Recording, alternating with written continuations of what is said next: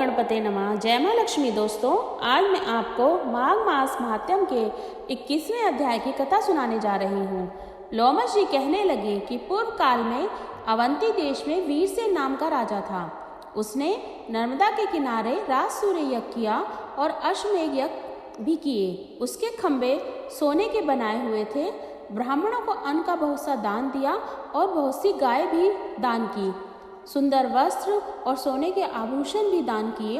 वह देवताओं का भक्त और दान करने वाला था।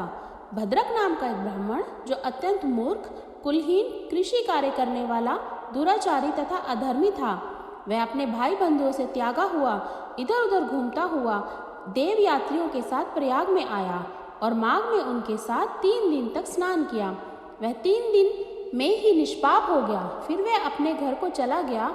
वह ब्राह्मण और राजा दोनों एक ही दिन मृत्यु को प्राप्त हुए। मैंने इन दोनों को बराबर इंद्रलोक में देखा है। तेज, रूप, बल, स्त्री, वस्त्र और आभूषण में ये दोनों समान थे। ऐसा देखकर उसके महात्म्य का क्या कहा जाए। राज सूर्य यज्ञ करने वाला स्वर्ग का सुख भोग कर फिर भी जन्म ले लेता है, परंतु संगम में स्नान करने वाला जन्म मरण से ही रहित हो जाता है। गंगा और यमुना के संगम की हवा के स्पर्श से ही बहुत से दुख नष्ट हो जाते हैं। अधिक क्या कहें, और किसी भी तीर्थ में किए गए पाप माघ मास में प्रयाग में स्नान करने से नाश हो जाते हैं। मैं पिशाच मोचन का एक पुराना इतिहास सुनाता हूँ। इस इतिहास को यह कन्याएं और तुम्हारा पुत्र भी सुने, इससे इनको स्मृति प्राप्त होगी। पुराने समय में देवदूती नाम का बड़ा गंभीर और वेदों का पारंगत एक वैष्णव ब्राह्मण था। उसने पिशाच को निर्मुक्त किया था।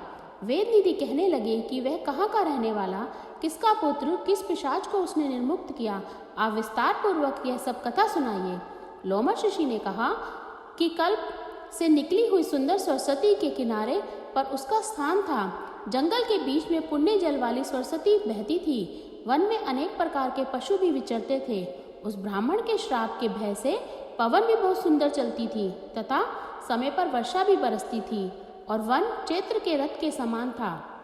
उस जगह आश्रम में धर्मात्मा देवदूती रहता था। उसके पिता का नाम सुमित्र था।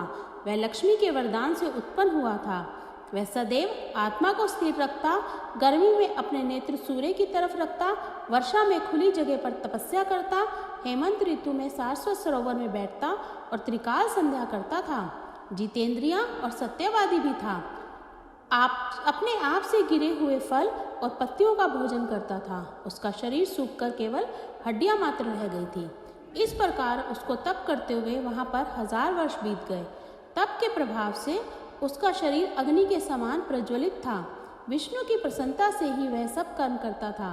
दधीचि ऋषि के वरदान से ही वह श्रेष्ठ वैष्णव हुआ था। एक समय उस ब्राह्मण ने वैशाख माह की एकादशी को हरि की पूजा कर उनकी सुंदर स्तुति तथा विनती करी। उसकी विनती सुनकर भगवान उसी समय गरुड़ पर चढ़कर उसके पास आए। चतुर्भुज, विशाल नेत्र, मेघ जैसा स्वरूप, भगवान को स्पष्ट देखकर प्रसन्नता के मारे उसकी आंखों में आंसू भर आए और कृतकृत्य होकर भगवान को प्रणाम किया। उसने अपने शरीर को भी याद न रखा और भगवान के ध्यान में लीन हो गया। तब भगवान ने कहा, हे देवदूती, मैं जानता हूँ कि तुम मेरे परम भक्त हो। मैं तुमसे अति प्रसन्न हूँ। तुम वर मांगो। इस प्रकार भगवान के वचन सुनकर प्रेम के मारे लड़खड़ाती हुई वाणी में वह कहने लगा, हे देवादिदेव, अपनी माया से शरीर धारण करने वाले, आपका दर्शन देवताओं को भी दुर्लभ है। अब आपका दर्शन भी हो गया, मुझे और क्या चाहिए। मैं सदैव आपकी भक्ति में लगा रहूं। भगवान उसके वचन सुनकर कहने लगे कि ऐसा ही होगा। तुम्हारे तप में कोई बाधा नहीं पड़ेगी। जो मनुष्य तुम्हारे कहे गए स्रोत को पढ़ेगा, उसकी मुझे अचल भक्ति होगी। उसके धर्म कार्य सभी संपूर्ण होंगे और उनकी ज्ञान में परम निष्ठा होगी। यहीं पर माघ मास महात्म्य का 21वां अध्याय समाप्त हुआ। ओम नमो भगवते वासुदेवाय नमः।